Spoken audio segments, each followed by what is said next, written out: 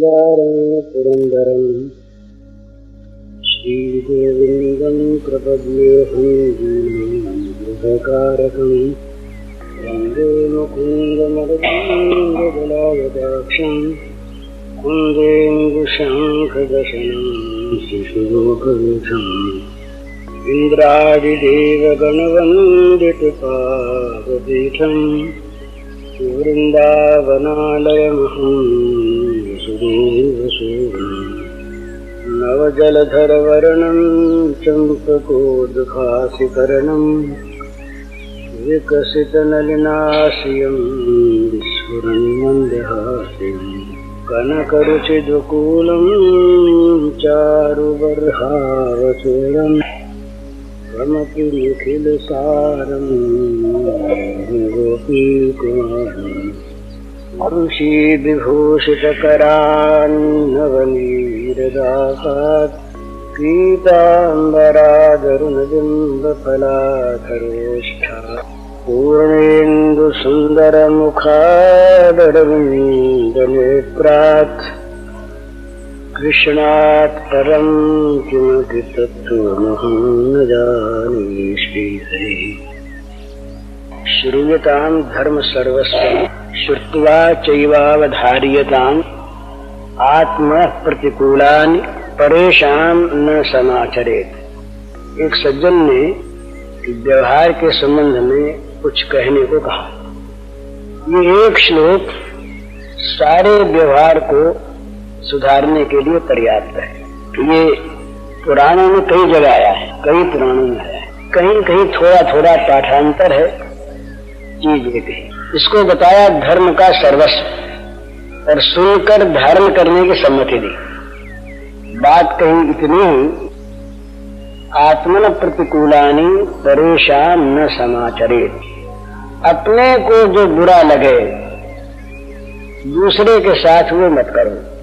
बस दूसरे के साथ बर्ताव करते समय वहां अपने को ले जाए। पहले दूसरा हमें गाली दे, कटु बोले, हमारा अहित करे, हमारे साथ असत व्यवहार करे, हमारा अपमान करे, हमारे घर वालों को गाली दे, हमारे देश को गाली दे, मैंने किसी प्रकार से भी हमारा जी दुखावे, मन से, वाणी से, शरीर से, और किसी प्रकार से भी हमारा अहित करे मन से, वाणी से, शरीर से, वो हमारे प्रतिकूल है।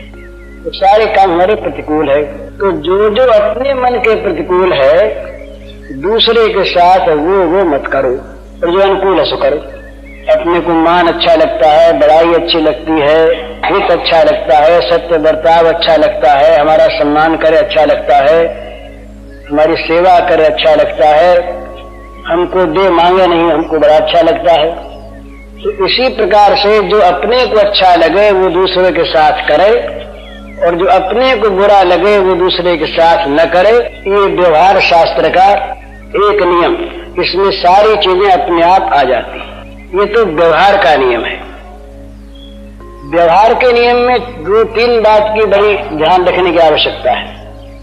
किसी की भी उसके परोक्ष में भी कभी भी चुगली न करे, कटु आलोचना न करे। दीवाल भी सुनती है, भगवान सुनते हैं और आत्मा सुनती है। एक विचार जगत है, भला ये समझने का विषय बहुत ध्यान से। एक विचार जगत है जो हमारी आंखों के सामने नहीं है पर वातावरण में है, ऐसा माना है। और इसका प्रयोग करके कोई देख सकते हैं। किसी अपने विरोधी को अपने अनुकूल बनाना हो, विचार के क्षेत्र की बात कहता हूं मैं, रोज उसके प्रति सद्भावना भेजो। मन ही मन उसके भले का, उसके प्रति सद्भाव का, उसके हित का, उसके सुख का, उसकी सेवा का विचार करो, और मन ही मन उसको प्रेरित करो कि हम तुम्हारे लिए ऐसा चाहते हैं मन से। तो क्या होगा, उस पर धीरे धीरे वो जो एक स्वाभाविक आत्मा से आत्मा का संबंध है, और वो संबंध स्थूल जगत तक में आ जाता है। विचार शब्द में आते हैं, शब्द क्रिया में आते हैं, और क्रिया जीवन बनती है। तो कहीं पर भी किसी प्रकार से भी हित चिंतन करो दूसरे का, वो हित चिंतन की हमारी भावना दूसरे के चित्त पर जाकर असर करे। हित चिंतन करो, दूसरे का बुरा चाहो, चाहे मुंह से नहीं कहें, उसके पास हमारे इन विचारों के भाव भी पहुंच जाएंगे। तो मन से किसी भी दूसरे का अहित चिंतन, असुख चिंतन न करे, दुख चिंतन न करे, बैर चिंतन न करे, विरोध चिंतन न करे, ईर्ष्या चिंतन न करे, प्रेम चिंतन करे, सेवा चिंतन करे, शुभ चिंतन करे। ये बात। दूसरी बात, वाणी से ऐसा कोई शब्द न कहे जो शब्द उसके कान तक पहुंचकर किसी प्रकार से भी एक दूसरे के द्वारा होता हुआ या दूसरे के मन में भी उसने नहीं सुना, दूसरे ने सुन लिया, उसके मन में आएगा कि ये उसका विरोधी है। एक हमारे उसके परस्पर की मनोमालिन्य की भावना दूसरे के हृदय पर जा करके वहां अपना काम करने लगेगी, और वही हृदय उसी आदमी का उसी की वाणी के द्वारा कभी न कभी हम लोगों को लड़ा देगा। दूसरी बात, ये जो शब्द है ना, शब्द नित्य होते हैं। हमारे यहाँ इसके शब्द की बड़ी महिमा है, आज नाद होता है। ये शब्द जहां मुंह से निकला, निकलते ही शब्द सारे आकाश मंडल में व्याप्त हो जाता है तत्काल। ये बड़ी भगवान की विचित्र महिमा है। अमेरिका में इस समय बोलता है कोई रेडियो पर, हम सुन लेते इसी समय, आवाज पहचान लेते हैं, और आजकल तो चित्र तक देखे जाते हैं उसी समय। इस प्रकार की एक शक्ति है जो तत्काल हमारे मुंह से निकली हुई चीज को सारे विश्व के आकाश मंडल में फैला देती है, और वो चीज रहती है नित्य।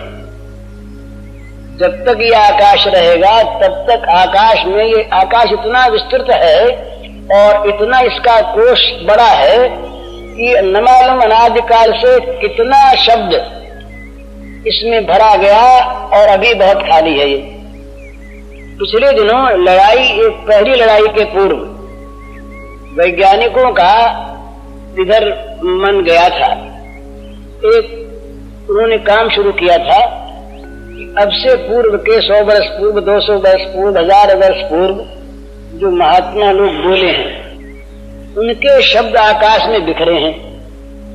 उन शब्दों को अगर एकत्र करके इकट्ठा कर लिया जाए, उनका व्यक्त करने की क्रिया निकल जाए, तो श्री कृष्ण ने जो गीता कही अर्जुन को, उनको उसी प्रकार हम सुन सकते हैं।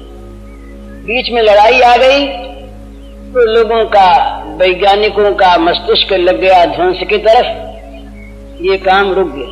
तो शब्दों में क्या होता है, शब्दों में ऋतु, दिन, काल, भाव, व्यक्ति, इसके अनुसार शब्दों में एक आकृति बनती है, शब्दों की पहचान होती है। हम लोग पहचान लेते हैं दूर से, ये आदमी क्रोध में बोल रहा है, ये आदमी प्रेम से बोल रहा है। शब्दों में स्वाभाविक शब्द चाहे वो के वो हों, तो इस प्रकार के शब्दों के बोलने में एक चीज होती है जो समझदार आदमियों को समझा देती है, भाई ये तो उसके शब्द प्रेम के हैं, ये काम के हैं, ये क्रोध के हैं, लोभ के हैं। तो मन के भावानुसार शब्दों की आकृति एक बात है, जीवने के बाद, खाने के बाद के शब्दों की आकृति दूसरी, पहले की दूसरी, प्रातः काल की दूसरी, मध्याह्न की दूसरी, रात्रि की दूसरी, वर्षा काल की दूसरी, ग्रीष्म की दूसरी, हेमंत की दूसरी, शरद की दूसरी। हम देखते हैं, बोले भाई ये तो सर्दी से भराई हुई आवाज है, तो बहुत ज्यादा होती है तो सामने दिखती है, और नहीं तो जाड़े की आवाज और गर्मी की आवाज में अंतर होता है। तो ये ध्वनि शास्त्र का यदि ठीक ठीक ज्ञान हो, एक सी ध्वनि, एक समय की ध्वनि, बोलते बोलते व्याख्यान देता हुआ आदमी कहीं तरुण दशा आ गया बीच में, तो उसकी आवाज भर्रा जाती है, रोने सा लगता है, दूसरे लोग रोने लगते हैं, तो आवाज में अंतर होता है। तो ध्वनि शास्त्र के ज्ञाता अगर इस बात को समझ लें तो ध्वनियों को एकत्र कर सकते हैं, एक समय की, एक काल की, एक व्यक्ति की, और वो होता है नित्य। तो अपने मुंह से अगर हमने किसी के लिए भी दुर्भाव पूर्ण शब्द निकाल दिया तो हमने जगत के आकाश मंडल में दुर्भाव दे दिया। ये बड़ी समझने की बात है। इसलिए वाणी से कभी असत उच्चारण न करे, अशुभ उच्चारण न करे। उसमें हमारा तो अहित है ही, हम जगत को अहित दे रहे हैं। जगत के वायुमंडल में एक अशुभ चीज का हम दान दे रहे हैं। मन से अगर हम अशुभ चिंतन करते हैं तो अशुभ का दान देते हैं। वाणी से हम अशुभ उच्चारण करते हैं तो अशुभ का दान देते हैं। आकाश मंडल में अशुभ फैल जाता है। इटली की बात है, एक वहां जंगल में यात्री जा रहे थे, उनको वहां रोने की आवाज सुनाई। पता लगाया तो ये मालूम हुआ कि यहाँ अमुक समय पर रोने की आवाज हमेशा आती है।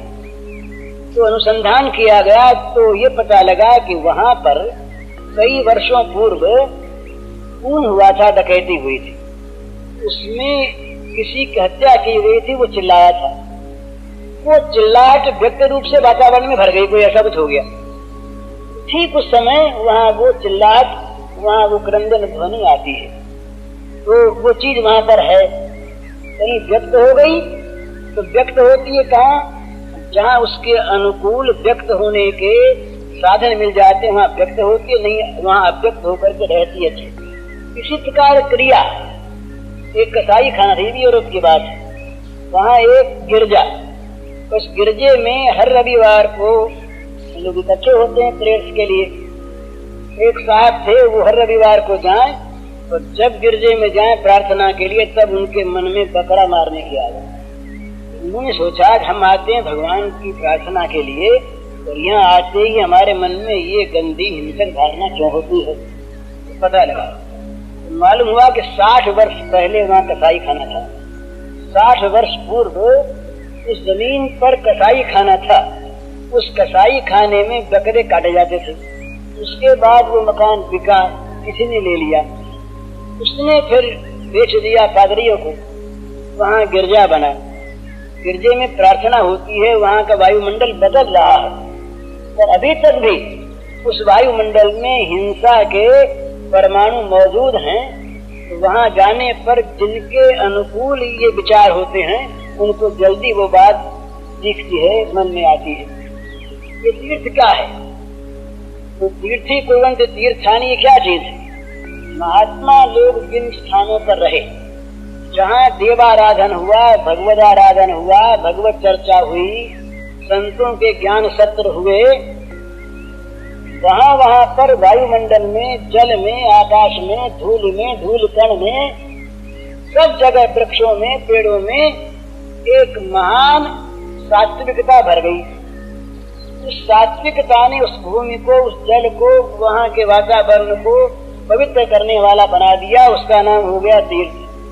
कुछ दिनों के बाद ये तीर्थ नहीं रहेंगे। क्यों नहीं रहेंगे? कि वो जो वातावरण पहले का है बना हुआ, वो यदि दबता गया, उसके दूसरे विरोधी परमाणुओं के पदार्थ भरते गए वहां पर, वो चीज दब जाएगी। फिर तीर्थ में जाते ही उसका नाम चाहे तीर्थ हो, बुरी बात, गंदी बात याद आवेगी, बोले तीर्थ में काम आसानी से होता है। ऐसा आज भी होने लगा है। हमारे पास तो रिपोर्टें आती है ना बहुत सी, ऐसा क्या हो रहा है, कहाँ किसका। तो ऐसा मालूम होता है कि लोग आजकल तीर्थों में आसानी से पाप कर सकते हैं, इसलिए तीर्थ चुनते हैं। क्या बात है, ये वातावरण को गंदा बनाने की चीज।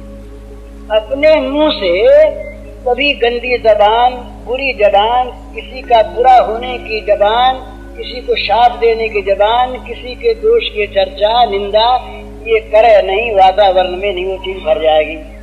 तीसरी बात विचार की एक ये है कि हम इसके संबंध में जैसा विचार करते हैं उस प्रकार की चीज हम उसको देते हैं। एक अंग्रेजी की एक किताब है राल्फ वाल्डो ट्राइन की, इनटू विद इन्फिनाइट उसका नाम है। उस किताब में बड़ी सुंदर बातें लिखी हैं। एक बात वो लिखते हैं कि एक आदमी के संबंध में हमने क्रोध का विचार किया, द्वेष का विचार किया। उसमें अगर क्रोध और द्वेष पहले से कहीं वर्तमान है तो हमने उस विचार के द्वारा उसको कुछ और पुष्ट कर दिया, एक अंश बढ़ा दिया। और हमने अगर प्रेम का, क्षमा का, दया का, सहनशीलता का, क्षमा का विचार किया उसके संबंध में, तो उसके अंदर ये चीज अगर है तो उसको बढ़ा दिया, और नहीं है तो हमको भेज दिया वहां पर। तो दूसरे के संबंध में कभी भी असत विचार न करे, असत चर्चा न करे, अशुभ भावना न करे और अशुभ उसमें कल्पना न करे। हम बड़े पुण्यात्मा को अगर हमारे विचार बड़े प्रबल हैं तो अपने विचारों के द्वारा पुण्य मार्ग से हटाकर पाप मार्ग में लगाने में सहायक बन सकते हैं। दिन रात उसमें पाप की भावना है, बहुत बुरा है, बहुत बुरा है, बड़ा पापी है, बड़ा पापी है, तो हमारा तो हर्ज होगा ही। हम तो एक बहुत बड़ा अपराध कर ही रहे हैं, पर हम उसको भी अपनी अशुभ भावना दे रहे हैं। अशुभ भावना किसी को न दें, शुभ भावना दें।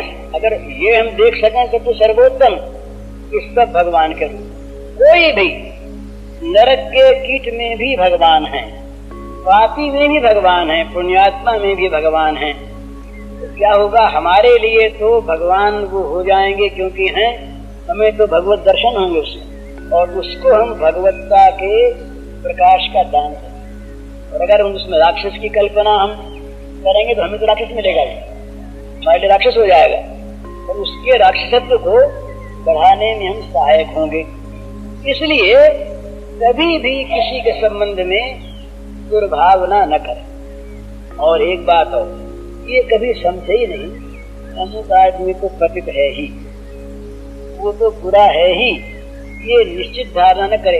एक धारणा तो करनी बहुत ठीक है कि आत्मा है ही, कोई कैसा भी हो, ये तत्वतः विशुद्ध आत्मा है ही, ये भगवान की अभिव्यक्ति है ही, ये तो सोच है, ये तो सत्य है। पर किसी के संबंध में कभी ये धारणा बद्धमूल न करे कि ये आदमी तो चोर ही है, ये तो बदमाश ही है, ये तो खराब ही है, ये तो हमारा बैरी ही है, इससे तो कभी मेल हो ही नहीं सकता।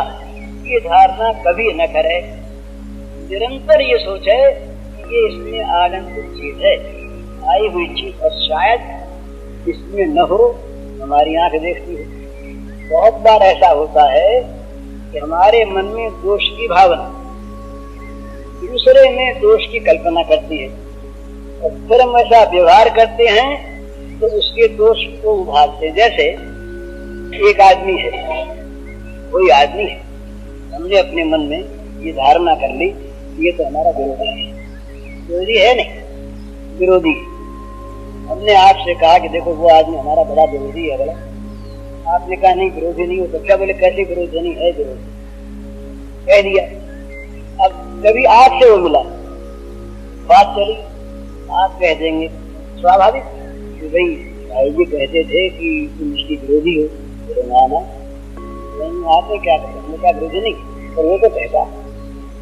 अब उसके मन में आएगा कि भाई जी मुझसे विरोध ना हो, तो विरोध की वहां पर कल्पना आरंभ हो गई। विरोध हमने भेजा उसके पास, उसके था नहीं, पर हमने उसके मन में उसका बीज बो दिया कि तुम उसके विरोधी हो।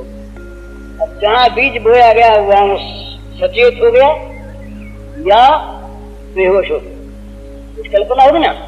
अब वो देखने लगा हमारे आचरणों को संदेह से देखने लगा। देख करके एक दिन उसने कोई बात कह दी, ये देखो बिना हुए हम पर दोष लगाता है, ये बड़ा भला आदमी करता है। ये बात आकर किसी ने हमसे कह दी, हमने कहा आपसे, बोले देखिए स्वामी जी आप कैसे विरोधी नहीं है, देखो ना हमारी निंदा कर रहा है, हमारा दोष बता रहा है, बिना हुए दोष बता रहा है। ये क्या है, पहले चीज तो थी ना, हम सच कहते थे, आप संत आदमी आपको मालूम नहीं, हम सच कहते थे, विरोध कर रहा है। अब उसको देखेंगे, आपके पास कोई बैठे थे, उन्होंने जाकर कहा आज तो भाई जी आप लियो कह रहे थे, अच्छी बात है, हम भी तो आदमी हम भी देखेंगे। अब बैर बद्धमूल हो गया, बिना हुए हमने बैर के बीज बोए और बिना हुए किसी मित्र को बैरी बना लिया। ये व्यवहार शास्त्र की बातें हैं। तो किसी को मित्र बनाना हो तो उसमें कहीं दोष भी दिख है, उसको तो पी जाए और गुण को प्रकट करे। गुण प्रकट ही अब गुण ही दुरावा, ये चीज। और दो आदमियों की कहीं कोई बात कही हो तो एक बड़ी सुंदर बात याद रखने की, भला मेरे संबंध में किसी आदमी ने मेरे तारीफ की बात कही हो, वो तो मुझसे कहे, और मेरी निंदा अगर किसी ने की हो तो उसको पी जाए, मुझसे कभी न कहे, क्योंकि वो अगर कही जाएगी तो मेरे द्वेष की आग में आहुति देने वाली चीज होगी। या द्वेष नहीं है तो द्वेष का उत्पन्न करने का बीज हो जाएगा।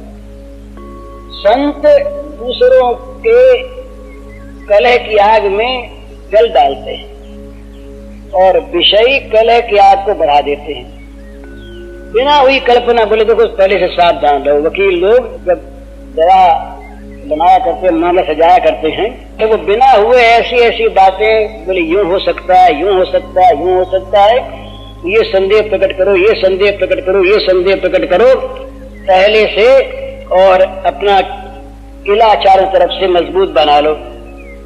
अब किला मजबूत बनता है जब लड़ाई के लिए, तो उसका परिणाम क्या होता है? वो भी किला बनाता है। और जहां संदेह हुआ गोली छोड़ दी एक ने। मेरठ की बात, पुरानी बात है, एक लड़के के पास खोटी चवन्नी थी, चवन्नी खोटी थी, तो वो चाहता था कि किसी तरह चल जाए। एक हलवाई की दुकान पर गया, वहां भीड़ लगी, चार ने मिठाई मांगी, दे दी उसने, चवन्नी दी। हलवाई जो है वो बेचारा उस समय व्यस्त था, बहुत भीड़ थी, तो उसने अपने गोलक में डाल दी। लड़के को बड़ी प्रसन्नता हुई कि बहुत दिनों से हमारे मन में इस चवन्नी को चलाने की बात थी, चल गई। तो हर्ष के मारे उन्मत्त सा हो गया बच्चा, बोले चल गई चल गई चल गई, कहता हुआ दौड़ा, चल गई। कोई पूछे क्या? बोले चल गई। उस समय था क्या, मेरठ में हिंदू मुसलमानों में कुछ आपस में तनाव था। अपनी अपनी आंख से लोग शब्द का भी अर्थ करते हैं। शब्द का अर्थ अपने मन का होता है। भला भगवान ने गीता में क्या कहा तो भगवान जानते हैं, पर हम तो अपनी बात कहते हैं। बोले भगवान ने इसलिए यूं कहा, तुम उनके मन में थोड़ी बैठे थे उस समय। पर इसमें दोष की बात नहीं। तो जिनके तनाव था उन लोगों ने समझा लाठी चल गई, चल गई चल गई, लाठी चल गई। अब लाठी उसके साथ जुड़ गई, दूसरे आदमी कहने में लाठी चल गई, तो अपने अपने मोहल्ले में लाठी लेने के लोग इकट्ठे हो गए, दंगा हो गया। दंगा हो गया, कई खून हो गए, मर गए आदमी। अब बताइए क्या चीज थी? मूर्खता उसकी हुई, चल गई। तो बोलने आदमी को समझ के बोलना चाहिए, कहीं झूठे चल न जाए, और चल जाती ऐसे। एक मान लीजिए संस्था है, उस संस्था में 10 आदमी काम करते हैं, 10वीं संस्था का ईमानदारी से हित चाहते, कोई संदेह नहीं, पर उनके आपस में चल जाती है ऐसे, बिना हुई बात चल जाती। बोले उसने यूं कहा, बोले यूं कहा कि हम पर संदेह किया। उसने आगे कहा, बोले वो तो कहते थे कि आप उसको संदेह करते हैं। बोले ऐसी बात, तो संदेह करना चाहिए। अब संदेह हमने शुरू करवा दिया।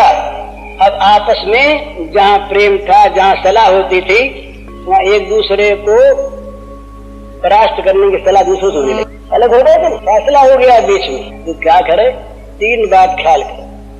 एक तो अपना कभी अपमान न समझकर दूसरा कोई भूल मानता हो, उससे बिना किसी शर्त के क्षमा मांग ले, कुछ नहीं घटता।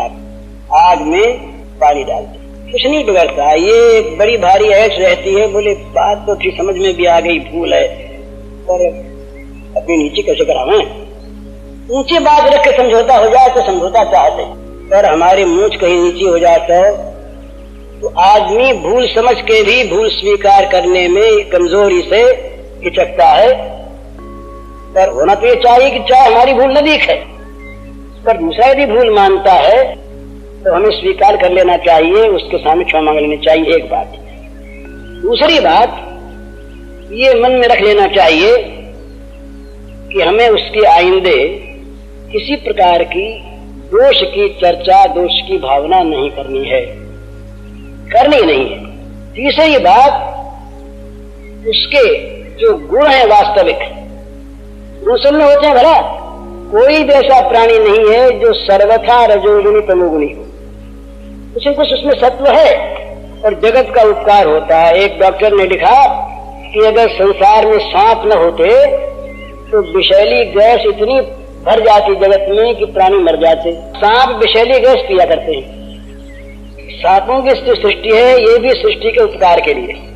हमें पता नहीं कि भगवान उसका क्या उपयोग क्यों करते हैं, भगवान ने क्यों बनाया उन्हें, ये भगवान जानते हैं। तो किसी में गुण नहीं है ऐसा न समझे, और गुण देखे, गुण देखकर उसके परोक्ष में वो न सुनता हो, वहां सुनाने के लिए नहीं, स्वाभाविक उसके गुणों का वर्णन करे, गुणों की तारीफ करे। उसके कान में पहुंचेगी बात कि ये तो हमारा शत्रु हम मानते थे, पर ये तो दूसरी जगह हमारा गुण गा रहा है। हमारे परोक्ष में हृदय उसके प्रति आकर्षित हो जाएगा और हमारी भूल। कटु आलोचना किसी के न करे कभी। वो एक कार्नेगी की किताब है अमेरिकन की, हाउ टू विन फ्रेंड्स, अपने मित्रों पर कैसे विजय प्राप्त की जाए, ये उसका नाम है। वो व्यवहार की किताब है। उसमें बहुत से तरीके बताए हैं और बहुत से उदाहरण दिए हैं कि किस प्रकार से मनुष्य बिगड़े हुए को बना सकता है, हमारे प्रति खराब हुए मन को सुधार सकता है, हम किस प्रकार दूसरों को अपना बना सकते हैं, हम उनके बन सकते हैं। मामूली बात है, जरा सा ख्याल रखे अपने बर्ताव में और दूसरे को तत्काल दोषी न मान ले और दोष की उसकी घोषणा न कर दे, गुण देखे गुण की घोषणा करे। भूल हो जाए कोई से तो महाराज भूल किससे होती है? क्या हम कह सकते हैं कि हम सर्वथा निर्दोष हैं? क्या हम कह सकते हैं कि हमको कभी गुस्सा नहीं आता? क्या हमारे मन में कभी किससे द्वेष नहीं होता? क्या लोभ नहीं आता? आज के जगत में तो ऐसा कौन है, बहुत कम लोग होंगे जो लोभ बस अन्यायी का बात नहीं करते। तो दूसरा करता है तो उसको अपने साथ मिलान करो कि हम उसके मुकाबले में कितने अच्छे हैं। अच्छे होने पर भी उसको अच्छाई अगर देनी है तो उसकी बुराई का बखान करके नहीं दे सकते, अपनी अच्छाई का उसके प्रति उपयोग करके दे सकते। दूसरे को अच्छा बनाना हो और अपने अच्छे हैं, अपनी अच्छाई दे करके उसकी बुराई को मेट दो। ये तरीका अच्छा बनाने का है। अपनी बुराई से हम उसकी बुराई मेटना चाहेंगे तो बुराई बुराई मिलकर बुराई का बल बढ़ जाएगा, बुराई की मात्रा बढ़ जाएगी। तो भूल होने पर उसको सुधारने का सब जगह कहीं कहीं ऐसा नहीं भी होता, पर वहां भी अपनी कोई कमजोरी होती। दूसरे की भूल को सुधारने में कटु आलोचना, दंड, ये उतना काम नहीं करता जितना प्रेम और सद्व्यवहार करता। वो मन बदल देता है। दंड जो है ये एक बार रोकता है, मन नहीं बदलता। एक आदमी था, उसने कोर्ट में मजिस्ट्रेट के जूता मार दिया, 50 रुपए फाइन हो गया। ये फिर जूता उठा, बोले फिर फाइन करो, 50 रुपए जूता और मारते हैं। तो 50 रुपए फाइन से जूता मारने की प्रवृत्ति नहीं हटी। ये तो इसलिए कि दंड होगा इसलिए वो बचता है, लेकिन दंड को अपराध नहीं करना है, अपराध हो गया ये बात नहीं मन में आती। ये तो प्रेम से, सद्भाव से। मैंने किसी से कहा था कल ही शायद, बाजीराव पेशवा थे। बाजीराव पेशवा के एक बड़े ऊंचे अफसर ने भूल की शत्रुओं से मिल गए और बाजीराव की कुछ भूमि शत्रुओं के हाथ में चली गई। लड़ाई चलती रही। वो अफसर बाजीराव के सैनिकों के द्वारा पकड़े, उनको लाया गया बाजीराव के सामने। विचार आया, बाजीराव ने देखा, कहा तुम जानते हो किसके सामने हो? हमारा जानते। तुम जानते हो कि इसकी सजा क्या हो सकती है? कहा जानता हूं, गोली से उड़ा देता। तैयार हो? बोले पकड़ा हुआ हूं इसलिए मजबूर हूं, गोली मार दी जाए तो दंड दें? बोले दीजिए, स्वतंत्र है आप। बाजीराव ने कहा कि हम तुम्हारे दंड का विधान करते हैं, आज से तुम बाजीराव की सेना के प्रधान सेनापति और तुम जाओ, जितनी भूमि अपनी गई है उससे दूनी लेकर के प्रधान सेनापति का पद दे दी। यह ऐतिहासिक सत्य है। बोला निकल कर वो तो बदल गया उसका हृदय। उसके मन में आया कि कहां मैं बागी और कहां इनका मुझ पर विश्वास। मैं चाहता तो आज कुछ भी कर देता, पर इनका कितना बड़ा मेरे प्रति विश्वास कि इन्होंने मुझको सेनापति बना दिया, प्रधान। सचमुच वो अत्यंत भक्त हो गया और दुगनी तिगनी जमीन ले आया लड़कर। इस प्रकार से दूसरे के हृदय पर विजय की जा सकती है अपनी सद्व्यवहार से, उदारता से, शालीनता से, विनय से और सच्चे प्रेम से, हित से। तो ये व्यवहार शास्त्र है। किसी के प्रतिकूल आचरण मत करो, प्रतिकूल व्यवहार मत करो, प्रतिकूल बोलो मत। दूसरे की भूल को सह लो, प्रेम से सुधारो। कटु आलोचना चुगली एकांत में भी मत करो। दूसरे के गुणों का एकांत में अलग भी गान करो। किसी को बुरा मानकर सदा के लिए घृणा मत करो। सब में भगवान है ये देखकर सबका आदर करो। सबका दुख हमारे समान है ये समझकर किसी के दुख को अपना सुख मत बनाओ। अपने सुख को देकर दुखी के दुख का हरण करो। ये सब व्यवहार शास्त्र की बातें हैं। इनको अगर हम जीवन में उतारें, माने, तो हम अपना भी हित करेंगे, जगत का भी हित करेंगे। नहीं तो क्या होगा कि आग में पलीता लगा देंगे किसी लकड़ी में, उसके बाद तो वो आग हमारे बुझाए बिना नहीं बुझेगी, और यदि हम उसके पास खड़े हैं तो हम भी झुलस जाएंगे। ये होता है। तो घर में, व्यक्तियों में, समाज में, देश में, पार्टियों में, विश्व में ये व्यापक नियम हैं सबके लिए। इन नियमों का अनुसरण किया जाए। आत्मन प्रतिकूलानि परेशान समाचरित, इस श्लोकार्थ को ध्यान में रखकर तो आचरण ठीक हो सकते हैं। भगवान समझकर सबकी पूजा की जाए तब तो कहना ही क्या है। वो तो परम साधन है और भगवत प्राप्ति का बड़ा सुंदर मार्ग है। हरि ओम तत्सत। आज जल्दी, इसलिए जल्दी शायद नहीं भी होगी, घंटा हो भी गई होगी, अंदाज कुछ कम होगी। मुझे अभी जाना है और शायद कल शाम को अगर पहले आना हो गया तब तो शाम के सत्संग में शायद आ जाऊं, और न आना हुआ, देर हो गई तो परसों प्रातः काल। ये विचार है, होगा कैसे तो भगवान जानते हैं। ये निश्चय कुछ नहीं। ये अभी ऐसा होगा, होगा कहने में, विचार करने में कोई आपत्ति नहीं है। शब्दों में कुछ आता जाता नहीं। हम ये कह दें कि ये शरीर जा रहा है और हम ये कह दें कि मैं जा रहा हूं, इसमें कोई आपत्ति नहीं है। ये तो भाषा है, कुछ नहीं। होगा वही जो भगवान ने रच रखा है।